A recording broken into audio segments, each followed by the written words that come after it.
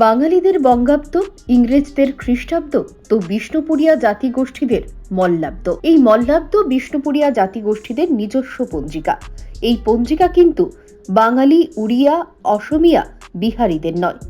1331 মল্লাব্দের বিদায়, স্বাগতম 1332 মল্লাব্দ। প্রাচীন মল্লভূমে আদি মল্লের রাজ্য অভিষেকের দিনে শুরু হয়েছিল এই মল্লাব্দ।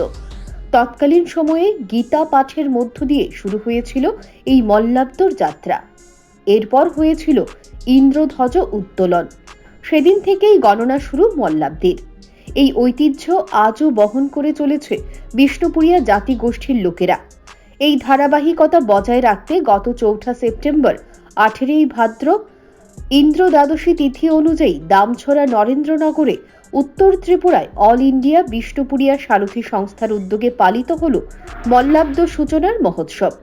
গীতা পাঠের মাধ্যমে এই রাজ্য অভিষেক ও মল্লাব্দ সূচনার মুহূর্তটি পালন করা হলো।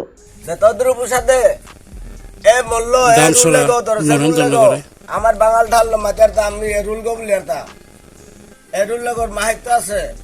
দামছড়াতে বিষ্ণুপুরিয়া জাতিগোষ্ঠীর তরফে তাদের কৃষ্টি ও সংস্কৃতির ধারক বাহক যে পতাকা, সেই পতাকাও উত্তোলিত করা হলো বেশ সাড়ম্বরে।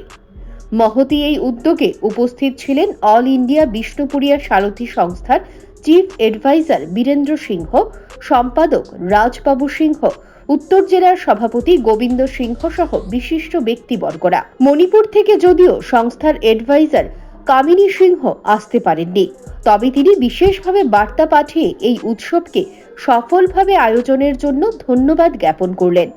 বিষ্ণুপুরিয়া জাতিগোষ্ঠীদের একটাই লক্ষ্য, গোটা সমাজের কাছে তাদের যাবতীয় সব ইতিহাস তুলে ধরা, যেগুলো বর্তমান তথা ভবিষ্যতে বিষ্ণুপুরিয়া জাতিগোষ্ঠীর লোকেদের জন্য এক ঐতিহ্য তথ্য হয়ে থাকবে। আমি আজি আদি মল্লর রাজ্যাভিষেকর স্মৃতি এবং মল্লাব্দ সূচনার আমি আদি মল্লরে পুষ্পাঞ্জলি শ্রদ্ধাঞ্জলি দিয়ার। দামছড়া নরেন্দ্রনগর থেকে বিশেষ প্রতিবেদন, নিউজ প্রাইম ত্রিপুরা।